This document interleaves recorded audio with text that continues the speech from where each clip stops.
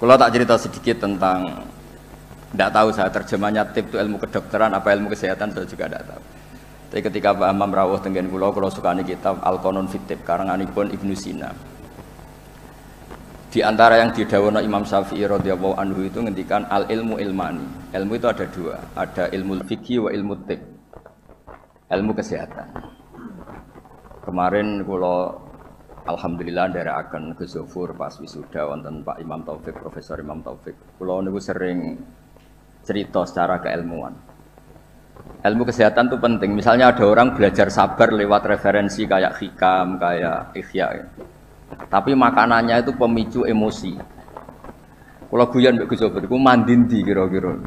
Jadi belajar itu sabar, wajib sabar. Tapi yang dimakan itu yang memicu emosi. Belajarnya tentang kesehatan berpikir, tapi nyabu. Artinya makanan itu punya pengaruh penting dalam sistem tubuh kita. Orang mabuk ya karena makanan, orang gampang emosi ya karena makanan. Makanya Imam Syafi'i di sini ngendikan ilmu fikih wa ilmu tib. Orang punya kemampuan rasionalitas itu kalau otaknya normal. Normal itu bisa dipicu disebabkan cara pandang. Cara pandang ini penting. Misalnya tadi, kalau orang ngundang saya itu pikirannya itu ngundang, kalau nggak dituruti itu terus mutung, darani sombong macam-macam. Kalau saya itu cara berpikir kebalik, diundang neng panggung, terus ngadeg, terus ngandani wong, kadang dikandani luwih sepuh, terus ruwet. Kulo niku pun memaklumatkan diri Islam, mbah-mbah kulo niku terkenal wali, jadi kulo nggih mau daftar wali resmi. Jadi kulo niku sering niki cerita mawon kulo mungkin tidak sampai 20 menit. Selain mungkin buatan mampu nggih, memang nggak boleh lama-lama. Haram. Kulo nu sering sinau, alhamdulillah sinau Ihya Ki Hatam. Karena pun dipameri wau Pak Hamam. Ben kecelok putra mantu Wali Maksum yo cerita al macam-macam ben ketok pinter. Tapi ternyata dendam mbek mertuane dicurigai Muhammadiyah terus dendam nganti saiki. Nggih alhamdulillah niki Bu Ida boleh kula niki jenengan ndek bojo sing ra dipendendam. Saking dendame membuktikan nak ndekne ora Muhammadiyah. Sampai sesulit ini untuk menjawab kalau beliau tidak Muhammadiyah. Mugi-mugi roh Mbah Maksum menerima bahwa menantunya ini benar-benar tidak Muhammadiyah. Padahal andekan Muhammadiyah itu juga gak masalah kan dengan makna lughat. Muhammadiyah itu umatnya Kanjeng Nabi Muhammad sallallahu alaihi wasallam. Jadi Muhammadiyah itu bisa nama ormas, bisa nama umatnya Rasulullah sallallahu alaihi wasallam. Dulu Mbah Maksum ini cerita, Mbah Maksum dari sekian wasiat paling populer di keluarga Mbah Maksum itu, kowe kudu bela NU, tapi ora usah ngelek-ngelek Muhammadiyah. Itu masyhur, itu terdokumen di antara wasiatnya Mbah Maksum. Dan alhamdulillah saya tadi diderekno cucu Mbah Abbas, Kolonel Nafis itu cucu Mbah Abbas. Selama kebetulan ketemu Gus Fahmi Amruwah ini, dulu ceritanya Mbah Hasyim itu dalam ancaman macam-macam lah, namanya zaman perang. Karena Mbah Hasyim itu hanya orang alim fikih, usul fikih, ahli hadis, itu takut terus nyewa Mbah Abbas disuruh ngelatih santrinya pencak yang jadi asal usul pagar Nusa. Alhamdulillah cucunya jadi kolonel. Yang cucu Mbah Hasyim ya macam-macam, ada yang iya ada macam-macam. Tapi sebetulnya dari gen keluarga Lasem sama Mbah Hasyim itu sama-sama nasabnya sama. Gayanya juga sama. Ya ada yang jelas ada yang enggak jelas. Tapi saya ingin bela yang tidak jelas karena ini kan kampus ya, jelas aturannya jelas. Saya itu sering ditanya, saya sering ditawarin Gus mau jadi dokter honoris causa di kampus ini, enggak kata saya. Kenapa? Nara di duit ora pantes, dokter ora di duit. Jadi enak Gus nonton ngopi ke pantes, ora jelas ke pantes, kafe pantes. Tapi dari ketidakjelasan itu menjadi jelas. Kalau semuanya itu sistem kampus. Itu nanti orang mau belajar tema fikih tertentu misalnya kalau di fikih harus nunggu semester berapa baru ada pelajaran itu. Masa mau belajar khed daftar dulu sampai mata kuliah berapa baru dapat pelajaran khed. Itu bisa tutup Islam kalau semuanya tertib itu. Tapi baru kayak kiai gak jelas kayak saya itu di jalan ketemu orang tanya, Gus, badhe sowan. Sowan apa? Ketemu saya di pasar. Saya hobi sering ke pasar. Bukan karena nganggur ya memang seneng. Saya tuh senang di pasar tuh sederhana. Kalau ada ibu-ibu awam tak belajari 10.000 senang alhamdulillah. Kok pinter jenengan? Saya ini kiai besar. Jadi kalau muni alhamdulillah ngenteni untuk duit 10 juta. Ini yang nggak pernah ngaji untuk duit 10.000 iso syukur. Jadi tak anggap itu bentuk kekalahan saya. Jadi kalau nang pasar itu bentuk tawaduk kula. Ini mboten ngajari terus kiai-kiai teng pasar nggih mboten iki cerita mawon. Cerita istihad kula. Terus saya bilang, mboten usah di sini saja. Terus tanya, anak saya itu istikhadah, keluar darah gini-gini, sholatnya gimana? Tak jawab saat itu juga. Ada kiai yang negur itu tidak sopan, Gus tanya kok tidak sowan itu. Nak sowan malah ra sopan, siji ganggu aku pas istirahat. Nomor loro cah dalemku ribet gawe teh ngene-ngene. Mergo cah dalemku ya agak kacau. Habis bikin teh ada tamu lagi, mau kok gak menisan karena terus harus bikin teh lagi. Saya itu sudah survei di semua cah dalam kiai itu ternyata ngeluh kalau kiainya tamunya banyak. Jadi dulu ketika saya masih nerima tamu, 2 tahun kiai wafat itu saya masih nerima tamu. Itu kalau ada tamu, kangkang resik-resik ada tamu lagi. Waduh, gak menisan mau, maksudnya kodak jadi. Ndak ini cerita saja, bukan nyindir para namun ndak, tapi ini supaya dimengerti. Bahwa kehadiran mereka itu gak dikedaki candalem. Nah ini kan lembaga ilmiah, ini kan diskusi ini ada Mas Imam Taufik tukang diskusi. Jadi nah ini yang tertib ya monggo, yang nggak tertib ya karena barokahnya nggak tertib itu misalnya semua orang soleh di masjid. Kalau ada orang kecelakaan yang nolong ya orang-orang yang di jalan itu orang-orang nggak tertib. Tapi itu efektif itu. Ada orang tersesat yang nolong mereka, kecelakaan mereka, ada orang jampret yang nolong mereka. Jadi umat Islam itu di mana saja itu baik. Yang jalur kampus dia baik, yang jalur nggak tertib kayak saya juga baik. Dan dari dulu saya tuh yakin suatu saat saya tetap keramat dengan cara saya seperti ini. Bukan apa-apa karena tadi orang Islam itu banyak yang nganggap kampus itu elit. Wow gitu bayar terus elit terus berdasi. Jadi bayang notok aja enggak. Kalau cerita Pak Imam Taufik pertama kuliah itu sudah bayangkan di wisuda kata beliau pas di sana pertama masuk itu sudah bayangkan di wisuda. Kalau di pondok kan enggak. Wong Islam talukan mondok, sekian ini ra jelas, padha ra jelas santai. Dijak jagungan mau ditakoki kowe candile. Ngapak, yang ngapak-ngapak, santai. Ya pokoknya nggak jelas. Tapi dari cerita nggak jelas itu saya punya argumentasi ilmiah. Yang milih jalur ini, saya kan nggak perlu cerita yang jelas-jelas tadi.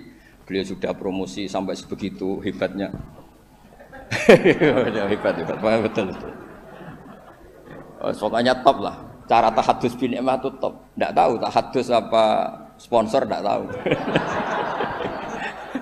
Tergantung niat itu. Saya juga nanti insya Allah hormat keluarga Gus Asim di keluarga Genawawi baca hikam. Memang saya ini mohon maaf saya itu susah diundang. Bukan apa-apa, memang saya punya bapak namanya Kiai Nur Salim itu punya abah namanya Mbah Nur Sam itu nggak pernah keluar rumah. Jadi saya punya sanad gen keluarga yang suka di dalam. Jadi saya ini bapaknya bapak saya itu nggak pernah keluar dari rumah itu terkenal sekali dan ya beliau juga dari gen-gen yang suka tirakat. Saya jarang cerita itu karena beliau itu puasa mulai dulu sampai wafat. Jadi saya jarang cerita karena takut. Jangan kok boten ngoten Gus.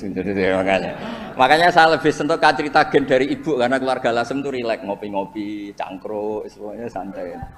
Ya alhamdulillah kok punya sanad begitu. Saya cerita secara ilmiah. Suatu saat Rasulullah SAW itu mau haji wada. Haji wada dipapak sama Imro'atun bin Khosam. Yang diceritakan di situ tuh sangat besar ya. Imro'atun bin Khosam itu cantik sekali. Nabi murdifun Fadl bin Abbas, Al-Fadl bin Abbas. Fadl karena ganteng ya melihat perempuan tadi. Perempuan ini karena Fadl ganteng ya dilihat. Sama-sama melihat. Yang satu melihat orang cantik, yang satu melihat orang ganteng. Masyhur terus. Fasor Rasulullah wajal Fadl. Wajahnya Fadl dipalingkan sama Nabi. Kemudian Imro'atun bin Khosam tadi tanya. Saat itu juga di perjalanan. Nabi masih di atas unta. Ya Rasulullah, ya ini karena tadi Pak Hamam cerita alimnya tentang sorob nahwu ya saya cerita hafalan saya. Bahwa bapak saya punya anak saya itu tidak salah, bapak saya punya cucu saya itu tidak salah. Beliau kan ya cerita gitu. Dua anak ini ora rugi, so profesor, so dadi mantune Bali, so kondang terus sampai gedungnya di atas UMZ gitu. Tidak tahu. Ini orang pinter kok pakai ukuran fisik tidak tahu. Kalau gedung itu kan fisik, tidak tahu cara berpikir gimana, tidak tahu. Karena saya ini alam rohani, ukurannya di klasmen kewalian, jadi itu kan nggak kelihatan. Jadi nggak tahu di klasmen berapa, nggak tahu.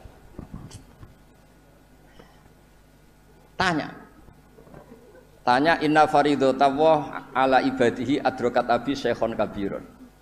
Afa ahujju anhu. Nabi jawab, qala na'am. Ayan fa'uhu dzalik, qala na'am. Kama law kana ala abiki denun faqadaitihi nafa'ahu.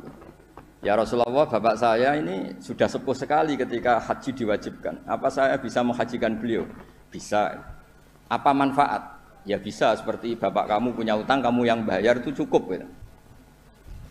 Lalu Imam Bukhari itu mengebabkan ini sampai 3 kali. Satu di bab haji makdud. Jadi sebetulnya haji itu ada 2. Yang niabah atau badal, menghajikan yang mati karena sudah tidak bisa haji, atau menghajikan yang lumpuh yang nggak mungkin haji lagi, disebut haji makdud. Jadi Imam Bukhari mengebabkan babul hajil makdud atau al-ihjad anil makdud. Tapi di bab berikutnya dengan hadis yang sama persis beliau mengebabkan babu hajil mar'ati anir rojul, karena secara fikih ini masalah, masa perempuan mengganti lelaki. Tapi dengan hadis yang persis di bab ilmu Imam Bukhari mengebabkan babul futya fitorik. Bab boleh fatwa ketika di tengah jalan. Jadi nggak perlu ada kiai, yang kiai resmi nggih monggo, kalau ada pertanyaan sowan dulu, daftar dulu nggih monggo. Kiai kayak saya seketemunya juga monggo. Saya itu 2005 itu tiap bulan ke Jogja di UI sama Profesor Zaini. Itu mesti ngebis. Ya mesti ada yang tanya. Jenengan Gus Mbak nggih. Wah, beneran Gus badhe tanglet. Niku kadang sampai Rembang sampai Semarang ora barbar. Tak takoki sampai 20. Loh kok banyak betul. Mumpung ketemu Gus, nek jenengan nek disowani wangel. Nggih barokahnya niku mboten bayar, Pak Imam. Dadi ikhlas. Mboten niki cerita mawon barokahe ketemu niku mboten bayar, dadi ikhlas ini. Jadi Indonesia ini berkah sekali, ada yang nekuni formalitas, kata Profesor Hamam, Profesor Imam Taufik, Gus Wofur, banyak. Ada yang nekuni yang kayak saya, tapi saya mohon yang kayak saya juga harus alim betul. Sehingga coba pera formal terus uteknya juga agak jelas, visinya agak jelas, asal usulnya juga agak jelas. Enggak boleh, harus tetap jelas. Supaya Islam ini bisa ada di mana-mana.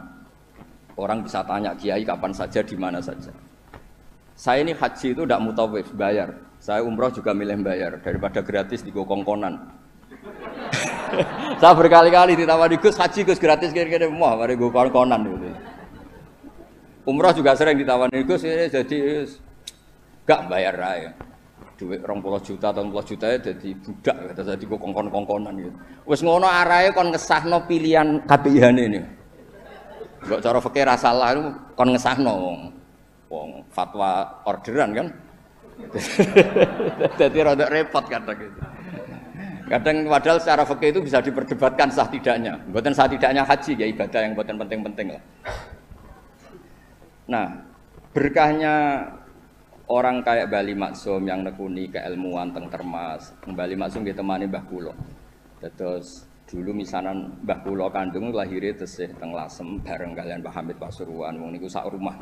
Makanya kula dikenal Bani Umar, nah teng Lasem iki selain dari partai Bani Umar. Karena Mbah Umar digarwa Mbah Maimunah, niku putrine Mbah Abdul Aziz, jadi kalau lingkup lebih besar disebut Bani Abdul Aziz. Barokah Mbah Ali Maksum, terus beliau ngaji teng Mbah Dimyati, riyen bareng putra-putrane Mbah Mahfud termasuk Mbah Muhammad, punya satu putra namanya Mbah Muhammad, Gus Muhammad. Niku ilmu itu di mana-mana, sehingga kampung-kampung itu luar biasa Islam teng Indonesia. Ada syekh yang datang dari negara yang tertib sekali. Di Indonesia imam itu gaji berapa? Fasilitasnya apa? Di negara kami imam itu digaji 70 juta, fasilitasnya mobil BMW gini-gini. Kalau di Indonesia enggak. Kadang komat sendiri, dan sendiri. Terus lucunya itu Mas Imam Taufik itu imamnya tetap bilang imaman lillahi ta'ala. Ditanya, kenapa bilang imaman tidak ada makmumnya? Makmumnya jin, Gus. Warga di kampung itu. Tapi uniknya syekh yang dari negara tertentu yang digaji itu digojlok sama Kiai Indonesia, Gus Fahmi. Makanya kamu jamaah terus, takut potong gaji ya. Karena dia digaji, difasilitasi, kalau dia bolos itu potong gaji. Kaget saya, ternyata ini masalah dalam dunia ikhlas itu. Pertama mencibir Indonesia, imam nggak diperlakukan secara terhormat, nggak difasilitasi. Terus kata imam-imam Indonesia, makanya jenengan sholat terus takut potong. Akhirnya saya ini sadar. Oh ya bagus ikhlas. Ya artinya barokahnya nggak tertib itu juga hakikatnya tertib karena akhirnya ada masjid di kampung-kampung nggak jelas pendirinya siapa, wakafnya juga sengketa, sertifikasinya juga sengketa, kiainya juga sengketa. Yang baru jadi takmir semangat pengajian besar, yang nggak takmir mutung. Barokah mutung terus bikin masjid tandingan, akhirnya masjid di situ banyak, alhamdulillah. Pokoknya, nah. Kiai itu harus punya kelapangan pandangan seperti ini supaya Islam itu di mana-mana. Kalau semuanya tertib nanti prosedural. Masa mau tanya haji saja nunggu semester yang kebetulan ngajarkan apa? Haji. Wong sholatnya subuh mau tanya pakar fikih ngantornya jam 9, bisa ditemui jam 1. Pertanyaannya tentang sholat subuh. Subuh hari ini, kalau hari besok kan ya, kalau hari ini kan, nah kalau kiai kan nggak ketemu di jalan tadi tanya, Gus, anak kula niku keluar terus darah, ini ku sak dhuwure adat, ini ku sholat apa mboten? Biasanya kate berang dina 6 dina wis rudat ilal adat, semua gerbar 6 dina hukum istihadah ngene kan. Gak usah suwan Gus, gak ngel-ngelo cak dalemku. Ini mboten nyindir, maksudnya cerita mboten cerita. Jadi monggo lah istihad apapun itu baik asal didasari keilmuan yang baik. Jangan sampai apa ya, karena kita punya kuliah istihad tertentu seakan-akan yang lain itu salah.